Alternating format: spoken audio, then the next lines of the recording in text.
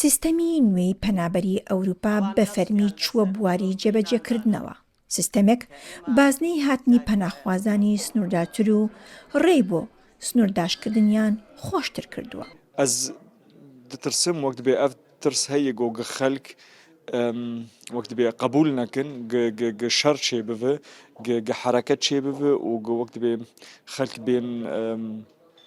بين فقراندن بيجو مجالا مافناسية وقانون بيشكرية ما في خوا كاربن بكن. Der kurdischen Community, wenn ich mit dem deutschen لما بدوا کۆچبەران دوای بڕینی مەترسیەکانی ڕێکۆچیش وا بە ئاسانی ناگەنە ناو بەهشتە خەیاڵیەکەیان. لە کام سنووری ئاوی یان وشکانی پێبخەنە ناو ئەوروپا هەر لەبێ پەنجەمۆر دەکرێن. ئەوانی چانسی وەرگرتنیان کەمە لە کەمپی داخراوی هاوشێوەی بەندینخانە دەهێڵدرێنەوە. خێراتر لە جاران بڕیان لە داوای کۆچبەریان دەدرێت. هەر پەناخوازێک ڕەتکرا یەکسەر سنوورداشیش دەکرێتەوە. دیارە ڕەوش لە ئەوروپا نکارەوەکە بەرێ بەردەوام بکە.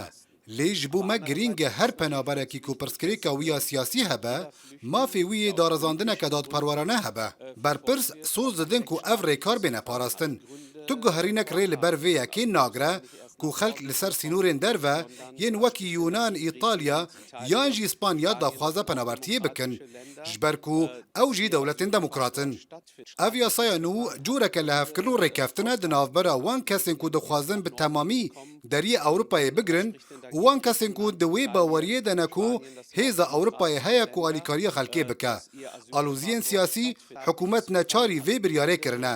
Ji ber vêyekê jî divê em beriya biryara dawî li bendê bin û bibînin ka dê di pratîkê de çawa bê cîbcîkirin û gelo dê pîvanên yasayî bi rastî bêne parastin an na.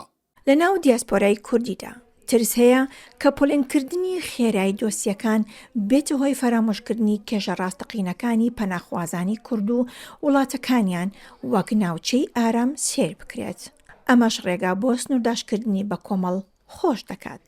Ez dibînim tiştekî gelekî zehmetij bo Kurdê me gelek Kurdin me hatine van dera bê zarok hatine bê aîlê xwe hatine bê famîliyê xwe hatine kaxetê wa çê nabin li cû awa qebûl nakin li welat wedeyê wa zehmet e nikarin vegerin cî û nikarin ehlê xwe bînin van dera ez dibînim tiştekî gelekî zehmet û tiştekî gelekî xerab e û xelkê ser sînor vegerînin yanî ez dibînim gelek te'dekarî li Kurdê me dibin û خاصة كردي مني إيجول ولاتي تشيك اليوناني وانا إيجول بن كونان إيجول تعدل واتين وقالك تعدل قال خلقي مي روج أوا روجلات باكور وباشور هي جبر في كي أم قالك خمجينن پر هنه مالبات خو نیوی مالبات خو هین روج آوانه یان روج هلاتن او رژیمی هانی سر روج هلات ام جبیرا ناکن پر خلق هنه دخوازن مالبات خو بینن ور درفت هیک و خواندنی خو کاری خو بردوام بکن الفيدا وك مثلا وقتاكو حروا روج آوا دست پیکر الجمع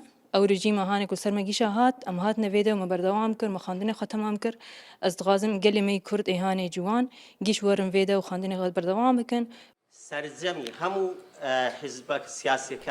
کەمبوونی دەنگ و شکستی زۆربەی پارتە دەسەڵاتدارەکان لە بەرامبەر پارتە دژە کۆچبەرەکان بۆ هۆکاری گۆڕینی پێوەرە مرۆییەکانی ڕابردوو و پەسەندکردنی تونترین ڕێوشوێنەکان لە مێژووی ئەوروپادا. پەیامی ئەم جاری یەکێتی ئەوروپا ڕوونە و جەخت لەوە دەکاتەوە چی دیکە دەرگاکانیان وەک جاران کراوە نین. ئەم بڕیارە نوێیانە زەنگێکی مەترسیدارە بۆ ڕەوەندی کوردی و بۆ ئەو کەسانی کە بەنیازن کۆچ بکەن چونکە تەنیا ڕێگەی گەشتن بە ئەوروپا ئەستەمتر ناکات بەڵکو داهاتوی پەنابەریش نادیار دەکات. ئاڵاشاڵی ڕووجاو ئەڵمانیا